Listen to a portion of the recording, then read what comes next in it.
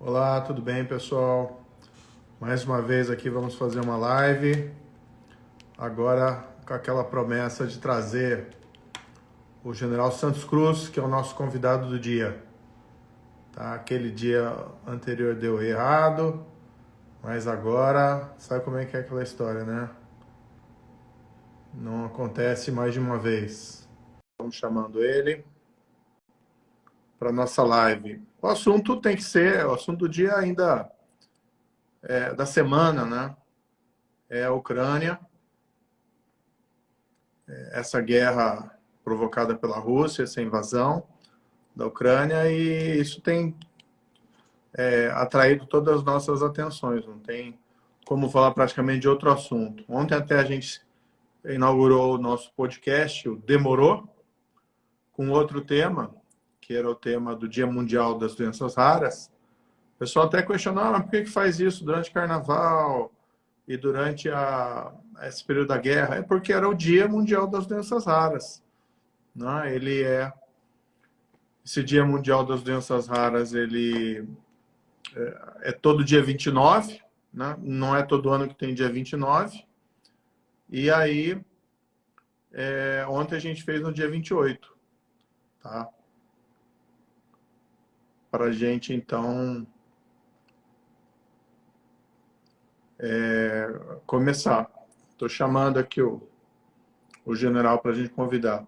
Então, a gente não podia deixar batido, né? Claro que é importante aqui claro que é importante a guerra, e a gente falar sobre isso, esse assunto é que está dominando, mas a gente tem também que destacar outros assuntos e não pode deixar batido o Dia Mundial das Doenças Raras. Né?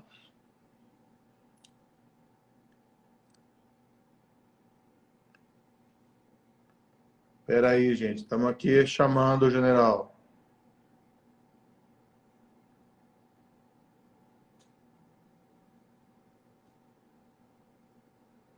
Estamos chamando o general para entrar aqui. Tá bom?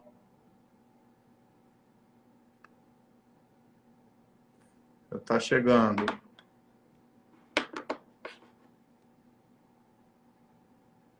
Ué. Estamos aqui com um problema de novo. Só um pouquinho que a gente já espera.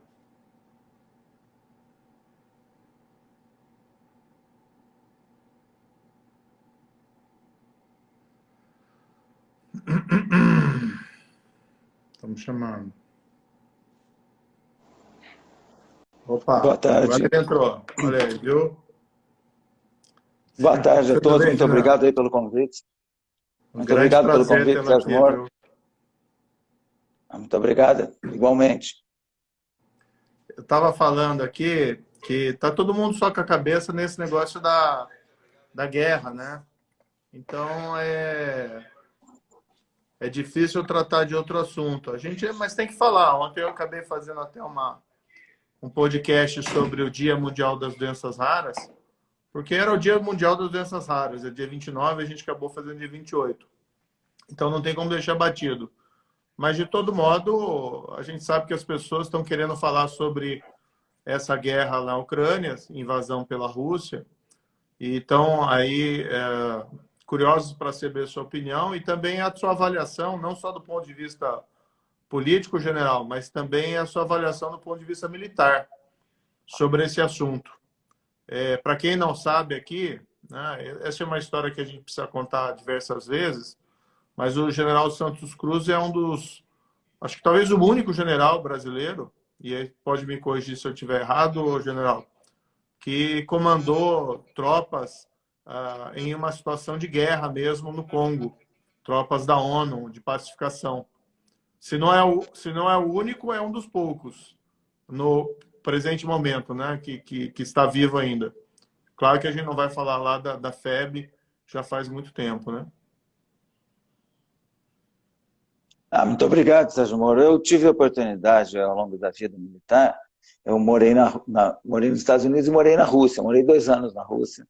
Naquela época tive a oportunidade de conhecer a Ucrânia. Fui 2 vezes na Ucrânia. Conheci alguns países do entorno ali da antiga União Soviética, como a Estônia, a Lituânia, a Bielorrússia. Então, tive a oportunidade de conhecer bastante a área ali, conhecer os problemas, a história, etc., a cultura. Posteriormente, já em 2007, no Haiti, eu tive a oportunidade de participar de combates em área urbana. E em 2013, eu fui convidado para comandar as tropas da ONU na África, numa situação em que o movimento mais forte já organizado no Congo, um movimento chamado M23, e que era apoiado pelo exterior, e aí foi combate convencional. Aí nós tivemos um combate muito forte, vários dias, porque os rebeldes estavam cercando a cidade de Goma, uma cidade com mais de 1 milhão de habitantes, cerca de 1,5 milhão de habitantes, então tinha que combater para abrir o cerco, porque os problemas de uma cidade de 1,5 milhão de habitantes, os problemas de uma cidade dessa cercada são problemas diários terríveis, né, de abastecimento, etc. Então tinha que combater para abrir esse cerco na direção de uma única estrada que existia para o norte. E isso aí foi feito, foi uma semana de combate e morre muita gente, é lastimável esse tipo de coisa. Ali eu estava envolvido no comando mesmo. E você tem que ser muito, muito rápido. A população civil, ela sofre muito, os militares também sofrem muito, o aspecto humano da guerra é problemático, pessoas jovens, elas morrem, se vão, e depois você vai para as conversações com líderes, às vezes que são completamente irresponsáveis e que não estavam na frente de combate, deixando a rapaziada lá na frente. Então é muito triste quando a gente começa a fazer essa comparação da decisão política mal feita e do combate, e a vida real do combate para os militares e para a população civil. Quanto tempo durou esse seu comando da ONU no Congo, general? Eu fiquei no Haiti 2 anos e 3 meses, mas ali, nos 3 primeiros meses, nós resolvemos praticamente o problema do conflito, né? E Foi um combate África eu fiquei convencional, como você destacou. Não, no Haiti foi um combate em área urbana. E no Congo eu fiquei 2 anos e meio,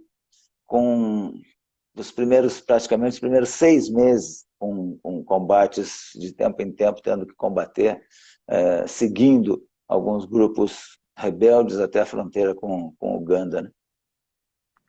Mas esse no Congo foi, você mesmo mencionou, né? Foi um combate convencional, então não foi... No Congo ele foi bem mais convencional, em área aberta, na periferia da cidade, e onde naqueles bairros ali, na periferia, já algumas pessoas ali na área rural, elas se retiram, elas percebem a gravidade da situação, elas se retiram, elas vêm normalmente para trás das linhas, né? Para ficar em segurança atrás da nossa linha, naquele caso ali, né? E ficaram ali até a gente conseguir vencer o movimento contrário. General, eu queria lhe fazer umas perguntas, só antes de fazer as perguntas, só destacar aqui que está saindo um manifesto, tá?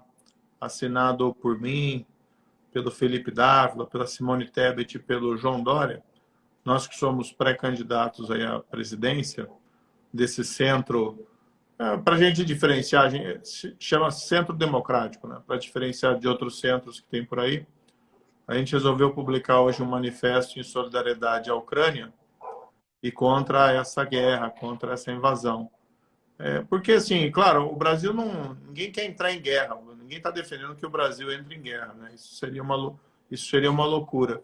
Mas num cenário desse, de que um país tem a sua soberania violada por outro, e um país, a Ucrânia, aparentemente está sofrendo uma guerra de conquista ou uma guerra para colocar ali um governo fantoche, ou seja, uma violação da autodeterminação dos povos, não tem como o Brasil não se pronunciar contra, né, essa invasão. E aqui não tem nada a ver contra os russos, não.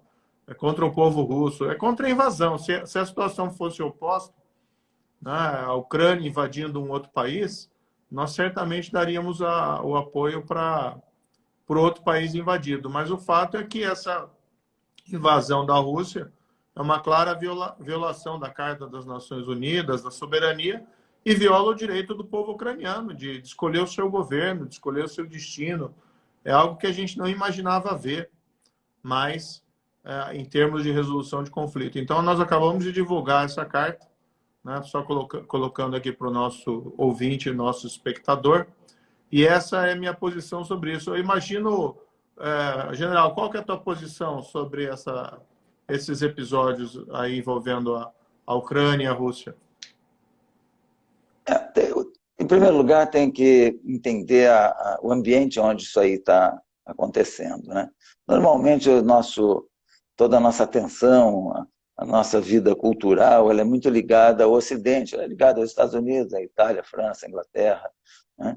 O turismo brasileiro, mais ou menos, também fica por esses países aí, nunca vai para o leste europeu. O leste europeu tem uma formação histórica e cultural completamente diferente que não é motivo da nossa atenção, né? Nós estudamos a Revolução Norte-Americana, a Revolução Francesa, etc., mas nunca chegamos para o leste da Alemanha, quando vamos lá para a Polônia, quando vamos para a Ucrânia, Rússia, Bielorrússia, Geórgia, Estônia, Lituânia. Então, eu tive a oportunidade de viver lá por 2 anos, então tenho conhecimento lá do ambiente. Ali tem aspectos muito especiais na história deles, na formação dos países, né? A Ucrânia, nessa história, a Ucrânia, ela tem ligações com a Rússia muito antigas. Foi um príncipe ucraniano de Kiev que foi e fundou Moscou. Moscou foi fundada pelos ucranianos. Então, tem algumas ligações aí que tem que considerar. E todos os atores envolvidos, eles precisam considerar essa história, né? E os atores são os Estados Unidos, pela influência que ele tem na Europa, tem dentro da OTAN, a OTAN, a União Europeia, né? A própria Ucrânia e a Rússia. Todos esses têm que fazer uma revisão nas suas políticas, né? E uma invasão, ela é uma catástrofe, ela é inadmissível. Eu vejo muita gente comentando a guerra da Ucrânia agora, acompanhando aí o movimento militar daqui e dali, as direções de invasão, etc., as forças em combate. Mas parece um videogame, não é videogame, não. Na guerra você tem crianças, tem mulheres, tem famílias, tem civis, tem militares, né? Tem pessoas no terreno. Então tem um aspecto, tem uma dimensão humana da guerra que a gente não pode esquecer. Não é um videogame, não é só um movimento dentro de interesses geopolíticos. Não é só isso, não. Nós temos que pensar no aspecto, na dimensão humana de todo esse conflito. Então, por isso que uma invasão, independente de ela não seguir a Carta da ONU, etc., uma invasão desse nível é inadmissível, né? Você pode até criticar decisões políticas como o reconhecimento de áreas separatistas, etc., mas uma invasão, eu sei o que é o combate, é terrível, principalmente para... Não é para civis, para todos, né? Para os militares e para os civis. Eu lembro na África, quando antes de começar o conflito, eu cruzava as linhas ali dos movimentos rebeldes, e aquela rapaziada toda nova, que não tem, às vezes, expectativa de vida, e que foi cooptada, né, convencida ali, ou paga por aqueles líderes rebeldes, que depois eles aparecem nas conversações de paz, após o conflito, eles aparecem nas conversações de paz, sem nenhuma carga de culpa por aqueles jovens que morreram em combate. Então, o combate, a guerra, a invasão, ela tem esses aspectos aí. E tem muita coisa que precisa ser conversada para que o pessoal não fique com essa ideia de que aquilo ali é um videogame. Não é, não. Aquilo ali é um sofrimento humano muito grande. Eu acho que todos nós estamos orando aqui para que essa guerra acabe e para que haja o menor menores danos possíveis, menor número de vítimas, menor sofrimento possível. Mas a gente tem se assustado, né? Acho que todos viram hoje a história de um comboio de blindados e de transportes da Rússia indo para a direção de Kiev. Não sei se isso é um assalto final à capital ou se o objetivo ali é cercar a capital. Qual que é a sua avaliação, general, que tem mais experiência militar do que todo mundo aqui? Essa guerra ela é consequência de muitos erros políticos, né? De erros políticos, para mim, que começam lá atrás, na formação da OTAN, depois do Pacto de Varsóvia, na dissolução, quando se dissolveu, quando acabou o Pacto de Varsóvia, a OTAN quando não fez uma revisão na sua política, posicionamentos de atração, tentando cooptar países como Geórgia, Ucrânia, para a OTAN.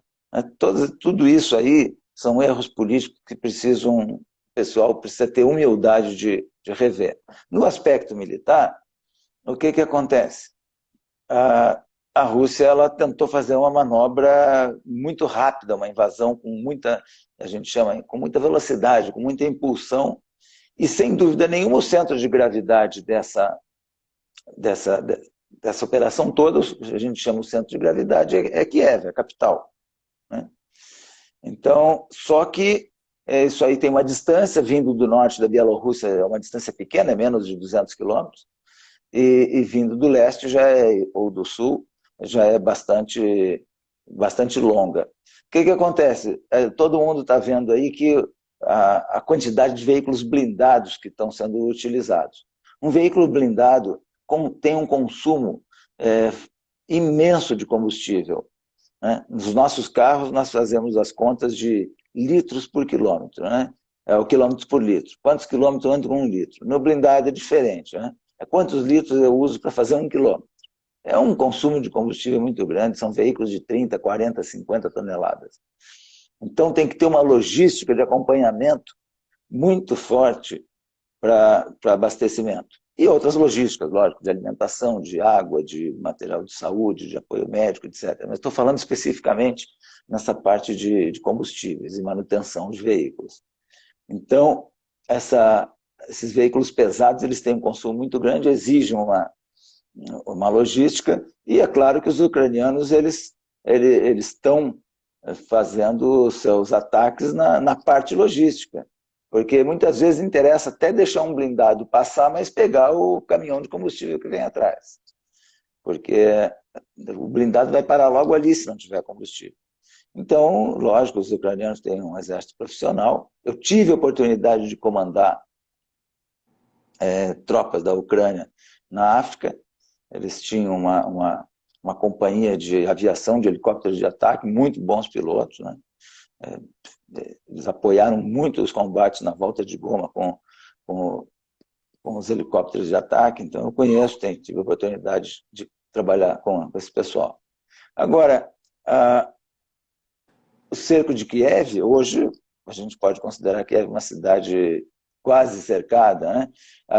Existe uma dificuldade de cercar Kiev. Kiev fica na beira do rio de Dnieper e tem outros cursos d'água ali na volta. Eu tive a oportunidade de estar lá em Kiev 2 vezes, e a cidade ela tem muitas pontes de acesso.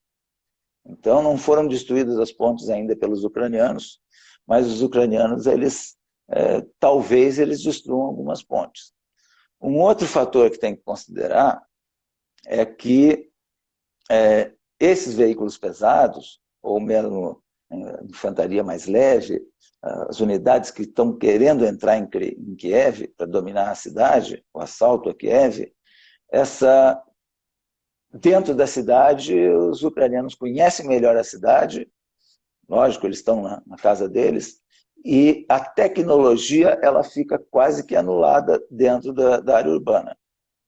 Então, dentro da área urbana, a história é outra. Em campo aberto, você com um blindado é uma coisa, dentro de área urbana é outra. Dentro de área urbana, às vezes, um míssil portátil no ombro de um combatente e um veículo pequeno, uma caminhonete, até estilo civil, aí, né? Uma caminhonete qualquer com alguns combatentes com mísseis portáteis, eles conseguem enfrentar os blindados, porque os blindados ficam canalizados nas ruas, e aonde eu parar um ou dois, eu tranco a rua inteira.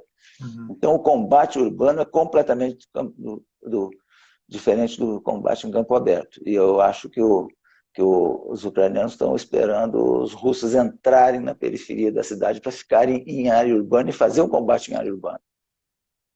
E agora tem essa... Não existe mais, né?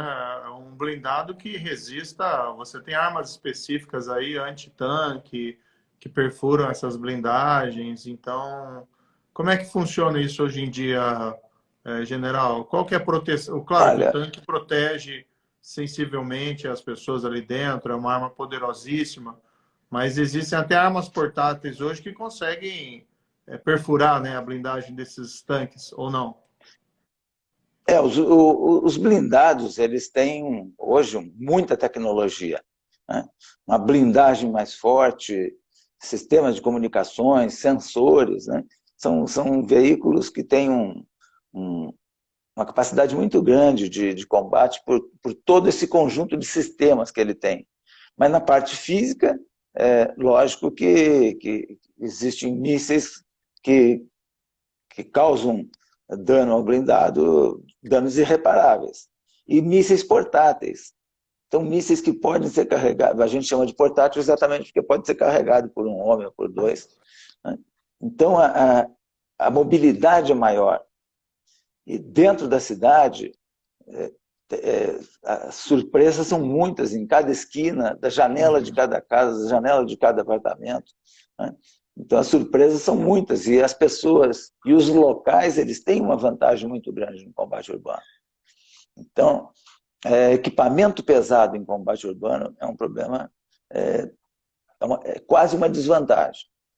A outra coisa que pode acontecer é exatamente por causa disso, a Rússia intensificar o bombardeio na área civil. A Rússia tem feito todas as manifestações dizendo que está atacando só aos militares, né? Base aérea, quartéis, centros de comunicação, quartel-general, centro de comando, centro de informações, mas é muito difícil fazer isso em área urbana sem o dano colateral da baixa de civis. E será que a Então, estratégia, aqui é um pouco de especulação, né? Será que a estratégia não seria apenas cercar Kiev? Ou será que eles vão querer tomar a não, cidade não, também? não, porque eles vão querer tomar a cidade para caracterizar a conquista, né? Uhum. Mas o cerco seria seria uma situação, prolongar a situação, né? Vai cercar e vai ficar quanto tempo cercado, né? Não adianta, o que caracteriza a conquista é você chegar fisicamente no seu objetivo. O Até porque cerco, o nós interesse tivemos... do Putin é acabar logo, né, esse conflito, porque ele está sofrendo essas eu sanções acredito que econômicas e um desgaste de eu imagem acredito que terrível, né? eu acredito que ele esperava acabar logo e que eles já foram surpreendidos com essa resistência ucraniana, que é uma outra coisa que precisa ser entendida, que é o heroísmo. Esse é um conflito em que nós temos duas forças, uma muito superior à outra. Uhum. Então, o exército russo é muito superior ao exército ucraniano, né? Em equipamento, em tecnologia, em número de combatentes, de equipamentos, etc., de aviões, blindados, por aí vai. Só que tem um detalhe. Aquele que está sendo agredido, que está defendendo a sua terra, a sua pátria, ele tem uma motivação muito grande, e daí vem o heroísmo, vem o patriotismo, né, que se manifesta. Quando a gente vai a Stalingrado, a antiga Stalingrado na Rússia, que os alemães cercaram, fizeram um cerco de Stalingrado, eu tive a oportunidade de ir lá e estudar todos os detalhes da batalha, visitar os locais. É um show de heroísmo, porque naquela época a Rússia não tinha condições de enfrentar o exército alemão, que tinha que se preparar para a guerra. Agora nós estamos tendo uma situação similar, onde uma força muito grande vai cercar a cidade e os atos de heroísmo serão fantásticos e vão fazer muita diferença na expectativa dos russos. Por exemplo, o presidente da Ucrânia fez um discurso fantástico de mobilização nacional, de motivação, de patriotismo. O discurso dele, para quem acompanhou, foi um discurso muito bom. Quando ofereceram para ele sair do país, né, logicamente ele com a família, com os familiares, a resposta dele foi a seguinte: eu estou precisando de armamento, eu não estou precisando de carona. Sim, sim. E ele Eu também acho o está seguinte, lá. né? Porque, independentemente, ele invade, tá? Ele conquista. Ele já queria ter conquistado, vencido faz tempo. Ele está sofrendo esse desgaste. Mas vamos supor que as coisas se precipitem e eles consigam, o exército russo consiga dominar a Ucrânia em breve. Você vai ter um custo enorme de ocupação para você manter um governo fantoche ali na Ucrânia, que vai ser muito pesado isso. E com toda essa insatisfação da população de se sentir um povo conquistado, né? Então, eu realmente tenho dificuldade em pensar assim, como é que isso pode dar certo para o lado do Putin. Eu vejo muita dificuldade. Talvez ele até consiga uma vitória, mas não sei se não vai ser aquela vitória, como a gente chama de pirro. Né? Vai ter um custo tão alto economicamente, de imagem, e para a própria consolidação dessa vitória ali na Ucrânia, que eu realmente tenho dificuldade em ver como que ele vai conseguir sair dessa. Né? Se é que acho que não consegue. Né? Eu não acredito também, pelo que a gente tem visto, a bravura do povo ucraniano nessa guerra no momento, nessa liderança, nesses exemplos individuais e a própria história, né? Porque teve antes aquela revolução que eles chamam da dignidade de 2014, em que eles... Tem até um filme sobre isso, eu recomendo aí ao nosso espectador, Winter on Fire, que conta a história dessa revolução da dignidade em 2014, que também ali teve sofrimento humano, vidas perdidas, para eles deporem um presidente que era inclinado pró-Rússia e colocarem um presidente inclinado pró-Europa, que era o desejo da maioria da população. Então é assim que as nações vão sendo forjadas, e esse nacionalismo não é simples, né? A gente já viu essa história antes, Napoleão, Hitler, guardadas evidentemente as devidas proporções aqui, né? Mas essas guerras de conquista, elas nunca acabam muito bem, ainda que o conquistador prevaleça por algum tempo. Aquilo que eu falei, tem que entender e conhecer a história e a formação e a cultura dos povos ali do leste europeu. Nós tivemos, quando o Pacto de Varsóvia acabou em 91, e a OTAN continuou, a OTAN que era organizada para enfrentar a antiga União Soviética, mas ela não fez uma reforma na sua política, ela continuou na sua velha política lá do início da formação da OTAN. E tem 3 áreas ali que são áreas que são muito sensíveis em termos de Rússia. É a Bielorrússia, é a Geórgia e a Ucrânia. A Bielorrússia, a Ucrânia, a Geórgia, em 2008, por exemplo, quando tentou fazer alguns acordos militares ali com o Ocidente, etc., também sofreu o mesmo problema, e os russos eles já tinham a população russa na Abkhazia, na Ossétia do Sul. Né? Então são áreas muito sensíveis, aonde todos os atores, seja a União Europeia, seja a OTAN, seja os Estados Unidos, seja o próprio país também, como a Ucrânia, como a Geórgia, como a Bielorrússia, eles precisam ter sensibilidade para isso. Então, tem muitos erros políticos acumulados. Quando foi em 2014 que a Ucrânia ela tem uma característica.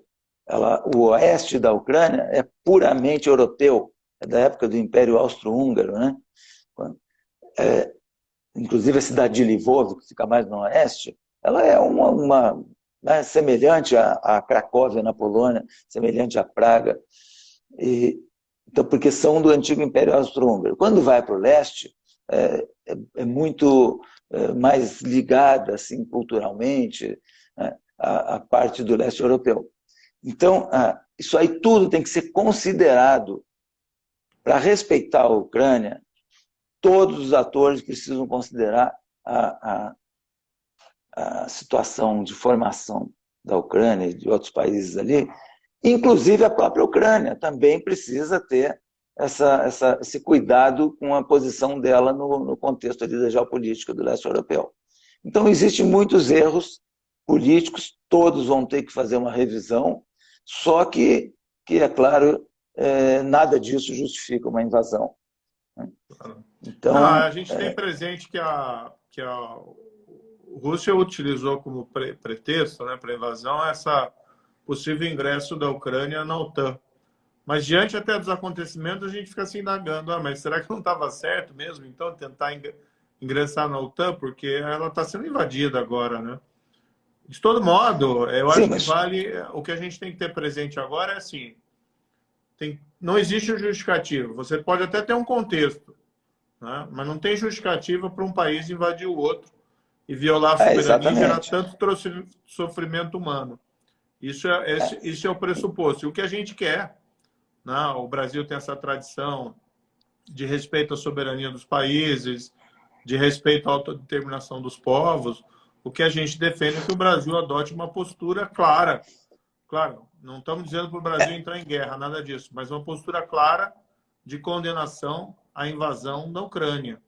E prestar o suporte possível de solidariedade, de envio de ajuda humanitária, inclusive, para o povo ucraniano. A posição do Brasil, né? O Brasil é um dos grandes países do mundo, com todos os problemas, erros e acertos que o Brasil tem. O Brasil é um dos grandes países do mundo, aí, entre os 10, 11 das grandes economias, né? Não só no aspecto geográfico, também um dos 5 países maiores do mundo, população, tudo isso. O Brasil é um dos grandes países do mundo e ele precisa ter uma posição clara, né? Ele não precisa tomar partido, mas ele precisa ter uma situação muito clara.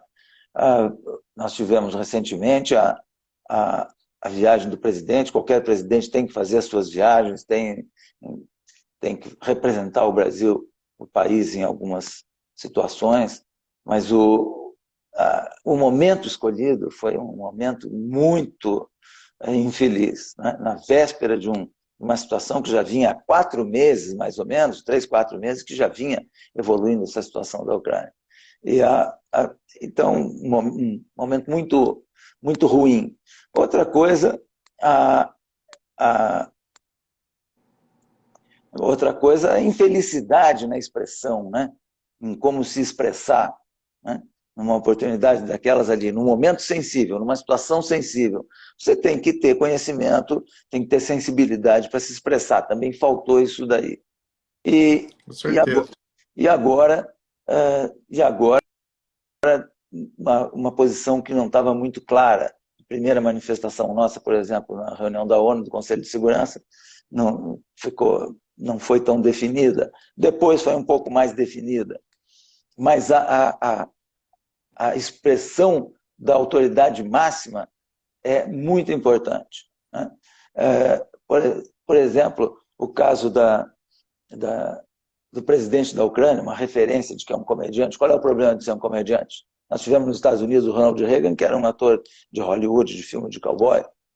Heroísmo e patriotismo não é privilégio nenhum de militar. Eu sou militar, posso falar. Não é privilégio de militar, de político ou de qualquer pessoa super intelectualizada ou não, né? Heroísmo e patriotismo pode ser expresso por um artista, por um jogador, por um professor, por um camponês, por um agricultor, né? Por uma dona de casa. Na Ucrânia, Tem famílias, tem donas de casa que estão colaborando, fazendo coquetéis Molotov para que façam reação contra os invasores. Então, patriotismo e heroísmo não é privilégio de ninguém. Qualquer um, da pessoa mais simples, a mais intelectualizada, né, do civil ao militar, do homem ou mulher, pode ser um líder. E o presidente da Ucrânia, mesmo com alguns erros que eu acho que ele cometeu na parte política, ele está liderando o país num momento difícil, num momento crucial, onde ele é o principal alvo. Como pessoa, ele é o principal alvo, né? Não é só Kiev e o presidente está mostrando coragem. Qual é o problema de ser um artista? Então, nós tivemos várias referências infelizes assim, né? Isso aí não ajuda em nada. O Brasil tinha que ter uma posição clara, dizer, olha, eu não concordo com a invasão, não tem nada que brigar com a Rússia, mas tem que dizer, olha, eu não concordo com a invasão. Então, isso aí tem que ser claro. Esse Claro, tipo não. de posicionamento tem que ser muito claro. E até agora infelizmente, nós temos uma autoridade que não tem essa clareza, essa sensibilidade política. Eu acho que tem uma questão que, assim, tudo bem, a gente tem que tomar cuidado, a gente não quer brigar com ninguém, a gente quer ser um bom vizinho de todo mundo no mundo global, que significa manter boas relações com todo mundo. De todo modo, tem questões que às vezes são de princípio que transcendem essa particularidade. A política de boa vizinhança, sim. A gente não quer brigar com a Rússia? Não. Ninguém quer brigar com a Rússia, como não quer brigar com nenhum outro país. A gente quer manter comércio com todo mundo? Sim. A gente quer manter comércio com a Rússia, e tem a história dos fertilizantes, inclusive, e tal. Mas, às vezes, tem situações que a gente tem que se posicionar claramente. Um país tem que se posicionar claramente. Então, ele tem que manter, sim, boas relações, mas ele tem que deixar claro, olha, não concordo com o sofrimento humano e não concordo com a invasão gerada, ou melhor, com uma invasão que resulta na violação da soberania de um outro país. Então, são questões que tem que ter muita clareza. E por mais que Itamaraty fale, por mais que o embaixador fale, por mais que o ministro das Relações Exteriores, a voz do país é a voz do presidente da República. Ele que tem que ter essa clareza e esse discernimento para dizer, eu estou desse lado, o Brasil está desse lado nesse conflito. O lado que condena a invasão e o lado que condena a violação da soberania e o lado que é solidário ao sofrimento da população ucraniana. Então, essas palavras, essas afirmações tinham que ser ditas por clareza pelo presidente da República no presente momento. E o fato dele não fazer isso está nos trazendo, a meu ver, abalos da imagem do país na comunidade internacional e também envergonhando aqui muita gente dentro do Brasil. Tem que entender os temores da Rússia e as apreensões da Rússia quando a OTAN tenta chegar próximo à fronteira da Rússia. É a mesma tensão que houve em 1960, 61, com a crise dos mísseis aqui, quando a antiga União Soviética colocou mísseis em Cuba, que fica a 100 quilômetros de Miami, né? Então, tem que entender essas apreensões. Os Estados Unidos também, na época, encrencou e teve a famosa crise dos mísseis, acabaram chegando a um acordo. Na época era John Kennedy de um lado e Nikita Khrushchev do outro. E agora é uma repetição mais ou menos disso. Então tem que entender as apreensões dos russos e a insensatez, às vezes, da insistência da OTAN também de querer chegar de qualquer maneira até a fronteira russa. Então tem erros políticos aí de todos. A própria Ucrânia, né, o presidente da Ucrânia, né, também tem que ter essa sensibilidade de perceber a posição que ele ocupa no espaço geográfico, que é uma posição muito delicada, e às vezes comete erros políticos também. Agora todo mundo tem que reconhecer e refazer os erros, refazer as decisões. Teve uma rodada de negociação agora, que não deu em nada, mas também não é absurdo, porque uma crise dessa não vai resolver na primeira conversa, na primeira negociação. Já tem marcado uma segunda rodada, não se sabe ainda exatamente o momento e o local, mas vai haver Então, tem que haver uma solução política, né, porque a solução militar ela não tem cabimento. Os russos eles podem entrar em Kiev, vai ter muita morte, vai ter um combate em área urbana, né? Mas como que vai submeter um país inteiro? Uma coisa é controlar um vilarejo na beira da estrada durante um avanço numa guerra. Outra coisa é controlar um país inteiro com cultura própria, com sentimento de nacionalidade. Isso aí não é possível, né? Periga os russos terem que enfrentar uma resistência muito prolongada, de longa duração, de um povo que está querendo firmar a sua nacionalidade. Quando eu morei na Rússia, a Rússia tinha o problema da Chechênia, mas era um problema completamente diferente da Ucrânia. A guerra da Chechênia foi uma guerra terrível, né? Que era uma província, um estado, né? A gente chama lá se fala uma república ao sul, e com características religiosas, né? São muçulmanos na Chechênia.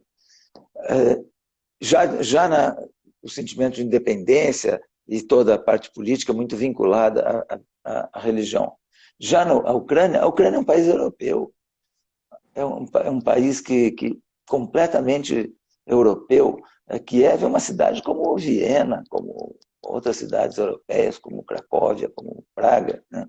Então, são cultos, tem tecnologia, né? Então, isso aí vai ser uma situação completamente diferente. Então, na Europa, o oeste da Ucrânia é completamente europeu. A Chechênia já foi mais interno, também um povo extremamente aguerrido, heróico, de uma cultura fantástica, né? Mas já com outras características. Então, não dá para você submeter um povo inteiro. Foi o caso da Alemanha quando invadiu a França. Como que vai... A França tem cultura, um país que tem uma história própria, como que vai fazer? Não é possível. São coisas impossíveis, né? Talvez é a hora de perceber tudo isso, e eu acho que a Rússia mesmo já está percebendo as dificuldades que ela encontrou e está encontrando, talvez para realizar o plano como ela imaginou. Isso aí tem que dar espaço para a política entrar e resolver o problema politicamente. Ô, general, deixa eu, vindo aqui para o final, tem umas perguntas aqui que o pessoal fez, tá? Tem uma aqui que é do João Vitolino, mas é sobre uma chapa, né? E aí eu vou ficar devendo, foge ao nosso tema, viu, João? Vou ficar devendo essa. Uma pergunta aqui, William Soares. A OTAN deveria entrar na guerra? Qual que é a tua opinião, general? Não, não. A OTAN não tem que entrar na guerra. A OTAN é um tratado que engloba os seus membros, né? E ela teria o direito, pelo direito internacional, ela teria direito de interferência caso um dos seus membros fosse agredido, que é uma cláusula básica do tratado. A Ucrânia não é membro da OTAN. A OTAN, para mim, errou quando insistiu na adesão da Ucrânia. E aí despertou esse temor russo, né? Mas a OTAN entrar nesse conflito não tem sentido. Outra pergunta que é essa para mim. Moro, se fosse você o presidente, quais medidas tomaria diante da invasão da Ucrânia? Olha, primeiro eu não teria viajado lá para a Rússia num cenário assim, a não ser que viajasse para pedir paz, né? E externando minha posição contra a guerra. Esse seria o primeiro ponto.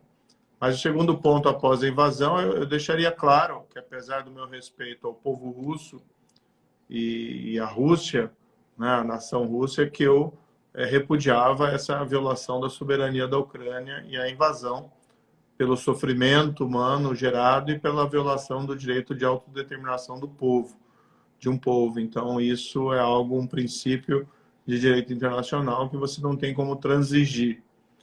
A outra pergunta aqui, general: qual a probabilidade de vitória Rússia sobre a Ucrânia? E uma junto com essa também: quanto tempo a Rússia pode sustentar essa invasão? Bom, em primeiro lugar, são forças completamente desproporcionais. A força russa é muito, muito mais forte que a Ucrânia. Então, agora, chamar de vitória chegar em Kiev é complicado. É difícil chamar isso de vitória. Eu acredito que os russos eles podem intensificar os bombardeios, podem bombardear instalações civis, podem bombardear os civis, podem fazer o que quiser e vão para chegar no centro de Kiev. Eu acredito que vão chegar. Agora, a resistência para isso vai ser muito forte e não dá para chamar isso de vitória. Militarmente, pode se dizer, não, o batalhão que tinha que chegar na Praça Central de Kiev chegou lá, então tá, conquistou o objetivo. Conquistar um objetivo é uma coisa, vitória é outra. E aí, como é que vai ser a parte política? Como é que a Rússia vai manter um outro país em estado de ocupação? Um outro país que tem sentimento de nacionalidade, um outro país que tem cultura, que tem tecnologia, né? Como é que vai fazer para o funcionamento desse país, para o dia a dia? Como é que vai convencer os homens, mulheres, os adolescentes, as crianças, todas do país têm que viver sob ocupação? Então, eu acredito. A pergunta é se vão chegar lá, eu acredito, acho que vão. O preço vai ser caríssimo, mas isso não dá para chamar de vitória. Teve uma segunda parte da pergunta que eu... Não, quanto tempo a Rússia consegue sustentar, você acha, uma ofensiva dessa? Eu acho que ela consegue ficar por um longo tempo. Vai aproximando as linhas de suprimento, né? Da Bielorrússia para ali dá menos de 200 quilômetros. Pode usar esse eixo de abastecimento e pode ficar bastante tempo. Quanto mais tempo ficar, mais desgaste político internacional, mais desgaste político interno na própria Rússia. Né? E vamos lembrar mais aqui, mais desgaste econômico. Sim. Então, o planejamento tem que ser rápido, a execução tem que ser rápida. E eles não estão conseguindo a rapidez que talvez tivessem pensado no planejamento. E vamos lembrar aqui que o povo russo também está fazendo protesto. Vários estão sendo, inclusive, presos lá na Rússia, protestando contra a guerra, até porque o povo russo tem muita conexão com o povo da Ucrânia. Então, tem muita gente, né, tem uma história comum, tem essas diferenças culturais, evidentemente, mas tem muita proximidade. Então, na prática, você tem aí uma guerra entre dois países que têm proximidades culturais, e, inclusive, uma história comum, que lutaram junto na Segunda Guerra contra os nazistas. Então, isso é de todo lamentável. Até tem uma pergunta aqui que achei até... Vocês são especialistas em guerra? Eu vou dizer, eu não sou, mas a pessoa com quem eu estou falando acho que é o maior especialista do Brasil, porque é o único general que tem experiência, né, general vivo do Brasil, que tem experiência em combate convencional, que foi a missão da ONU lá no Congo. Né? Então, acho que as pessoas... General, o que eu acho que está faltando aqui, fugindo um pouquinho dessa história da Rússia, você colocar no papel essa história, essa sua experiência aí do Congo e a experiência também no Haiti, contar essas histórias para os brasileiros, porque isso faz parte, isso eu acho que nos orgulha, né, da gente ter tido um general comandando tropas de paz da ONU e ter logrado essa pacificação dessa guerra civil no Congo. Acho que essa história precisa ser mais conhecida, general.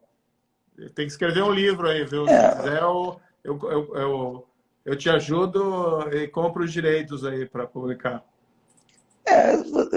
São coisas do destino, né? Na minha vida a correnteza me levou a participar de conflitos e na África, no Congo, né, um país que vem onde a violência é muito está muito enraizada na fronteira ali com Uganda, com Ruanda. Em Ruanda nós tivemos o genocídio ali em 1994, onde em 100 dias mataram 800 mil pessoas. Para você matar 800 mil pessoas em 100 dias, tem que matar gente dia e noite, né? Só dividir aí 800 mil por 100, vai ter que matar 8 mil por dia. Acho que é essa conta. Então, é um ambiente, e fora os 350 anos de escravidão, quem teve a oportunidade de ir na África, ir num antigo centro daqueles de comércio de escravos, é deprimente só o relatório das pessoas ali, dos guias turísticos, contando como que era aquilo. São 350 anos de violência, depois mais 100 anos de colonialismo, que é a escravidão de outra forma, com outro nome, e depois todas as guerras de independência e depois da independência. Então, nesse ambiente é que foi o combate das tropas da ONU, particularmente uma brigada africana que eu comandava, composta por África do Sul, por Tanzânia e Malawi, contra o movimento M23, que era apoiado pelo exterior. Então, você entra em combate que morrem centenas de jovens em combate, centenas dos dois lados. Eu não estou falando de dezenas, estou falando de centenas, né? E quando você tem centenas, você tem milhares de feridos, quando tem centenas de mortos. Você tem civis sofrem uma barbaridade, coisas até como crianças que às vezes estão num vilarejo e elas veem aquele movimento de veículos militares, de blindados, de caminhões, etc. E as crianças vão lá ver bem na hora em que o helicóptero está atacando, que o avião está atacando, que a artilharia está atirando. Então você vive toda essa tristeza de ver essas coisas acontecerem. A guerra é isso. A guerra não é videogame, não.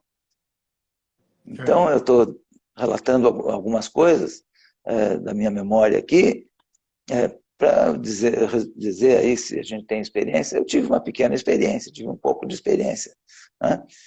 Onde num dia você troca com o seu oponente, você troca 1000 granadas de artilharia, 1000 foguetes. Então são essas, aonde você vai dormir e decide, e fica pensando nas decisões para o dia seguinte. E você sabe que nessas decisões vai morrer um monte de gente. Não precisa ser do seu lado, não. Você reza também pelos do outro lado. Porque você sabe que aquela decisão é necessária e você sabe que vão morrer muitas pessoas. Então, é isso que é guerra. Se queria a experiência de guerra, é mais ou menos isso aí. Sim. Não, é uma tragédia humana, né? Isso Isso é uma a gente tragédia, tem uma os catástrofe. depoimentos de todo mundo que participou, Primeira, Segunda Guerra, as guerras E ao, me, anteriores e, ao, todas. me- e ao mesmo tempo que você dá as ordens de emprego da força, você também tem que conter o excesso de violência. Você não pode deixar, porque a tendência é algumas pessoas se excederem na violência. Você também não pode deixar, você tem que manter a cabeça fria, né? Você tem mulheres, você tem crianças, você tem prisioneiros, você tem, né? E você tem que respeitar todas as convenções, respeitar todos os princípios, né? Você não pode... porque a pergunta foi se tem experiência de guerra, né? Você não pode deixar que torturem prisioneiros, que matem, que as pessoas sejam esquartejadas. Você não pode deixar que as pessoas sejam estupradas. Eu não sei quem é que perguntou aí se tinha experiência de guerra, mas Não, em guerra acontece tudo isso. um dos ouvintes, acho que não conhece bem É, a sua não, história e cometeu esse mas equívoco, é, mas aí eu quis aproveitar até para destacar, olha, meu amigo, na verdade a gente está mas falando mas é provavelmente com o maior importante, especialista brasileiro, é né? Até importante, acho que a... é importante alertar para essa catástrofe humana que você tem e a dimensão humana da guerra, né? A gente fala de política, fala em tudo, as razões por que invadiu, por que não invadiu, mas preto no branco, o que tem ali é crianças, mulheres, jovens, velhos, homens, mulheres, né? Trabalhadores. Você tem a população no meio. Então, você tem que ter um equilíbrio nas ordens para o uso da força e também nos cuidados que tem que ter para não acarretar mais sofrimento do que a guerra acarreta. Não tem como justificar uma guerra dessa, uma invasão. E a gente vê também todo esse deslocamento, né, migratório, as pessoas fugindo, tendo que abandonar tudo. Imagina você, né, eu colocando aqui para o espectador, imagina você ter que largar tudo da tua casa para você fugir, porque de repente alguém quis invadir o seu país, a tua vida era uma no momento, né, e até o padrão, não que a Ucrânia não tenha os seus problemas, mas até o padrão de vida um país europeu, bem estruturado, vinha, né, progredindo. De repente você tem que largar tudo, tudo, porque houve uma invasão de um país estrangeiro para dominar a tua terra. Isso é uma tragédia que a gente só consegue imaginar, né? Graças a Deus a gente não teve isso no Brasil e esperamos que nunca tenhamos isso. Mas é mais até do que a perda de vidas humanas e as lesões, as vítimas, a destruição, é a mudança, né? Uma violência enorme contra um país e contra os habitantes desse país. Tem que ver os erros políticos e a responsabilidade política de diversos atores. Diversos atores, erros políticos ao longo do tempo, particularmente aí na história nos últimos 30 anos, né? Que levaram a essa situação. Tem que entender isso daí, não pode ser benevolente com nenhum erro político que levou a essa situação. Então, General, acho que a gente vai encerrar aqui a live, que já deu o nosso horário. Eu coloco aqui para tuas considerações finais. Eu só destacar aqui, nós estamos fazendo essas lives aqui durante o Carnaval. Eu sei que o pessoal está no clima de Carnaval e muita gente não está muito preocupada, mas esse é um acontecimento mais relevante dos últimos tempos. Embora tivemos a pandemia agora, que também foi transformador do mundo, outra tragédia humanitária, quando nós imaginávamos que estávamos indo para um período de normalidade, vem essa guerra lá na Europa. Então, eu achei que era oportuno trazer aqui para conversar com vocês o General Santos Cruz, pela experiência dele. O General Santos Cruz também ingressou no Podemos, se filiou no ano passado.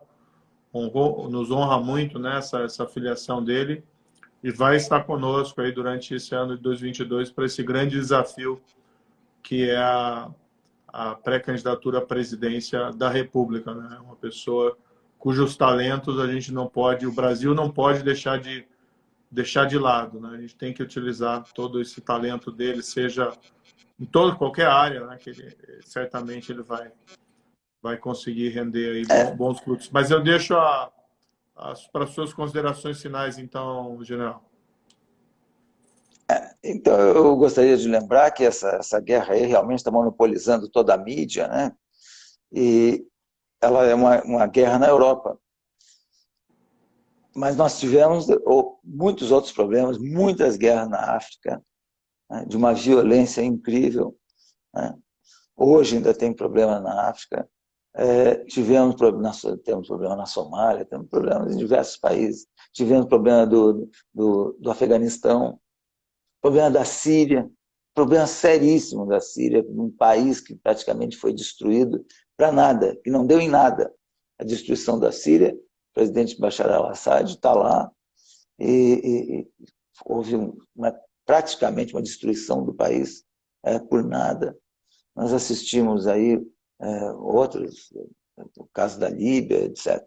Então, essa guerra agora está monopolizando a atenção por ser uma guerra na Europa, uma guerra onde tem uma das grandes potências militares, que é a Rússia, e uma outra que não entrou diretamente no conflito, mas não se pode tirar a responsabilidade, um pouco da responsabilidade política da organização da OTAN. E nessa falta de sensibilidade política, quem ficou no meio foi a Ucrânia, e é a Ucrânia que está pagando o preço da insanidade política de diversos atores. A Ucrânia está pagando o preço dessa insanidade política de diversos atores, de talvez alguns erros internos de visão política, né? Mas não se pode aceitar que uma invasão dessas continue progredindo e trazendo sofrimento a militares e civis. Perfeito. Então, eu vou agradecer a todos vocês que nos acompanharam. Eu ativei e desativei os comentários aqui várias vezes, uma para vocês poderem participar, mas como fica vai em cima na tela da face do general, então, periodicamente também eu desliguei para a gente ter uma imagem melhor. Então, foi esse o motivo aqui. Mas gostei dos vários comentários, sejam eles favoráveis, né, à nossa live. Eu vi que tem alguns que não são todos, mas, enfim, esse é o calor do momento, né? A gente também não vai ficar brigando com isso. Mas, general, agradeço a enorme gentileza da sua participação e as suas lições aqui, as suas ponderações sobre esse conflito. Não só a parte política, mas também a visão militar, que muitas vezes a gente não tem uma noção muito vaga, mas precisa realmente ouvir os especialistas. Então, muito obrigado e quero desejar a todos aí um bom final de feriado aqui no Brasil e novamente destacar, olha, nossos desejos de paz e de que cesse o sofrimento do povo da Ucrânia para que essa invasão possa ser revertida e a paz possa voltar a reinar na Europa com a diminuição do sofrimento de todos. Então, muito obrigado pela atenção de vocês e vou aqui me despedindo então. Até mais, general. Muito obrigado a todos, muito obrigado a você que me convidou. Até mais então.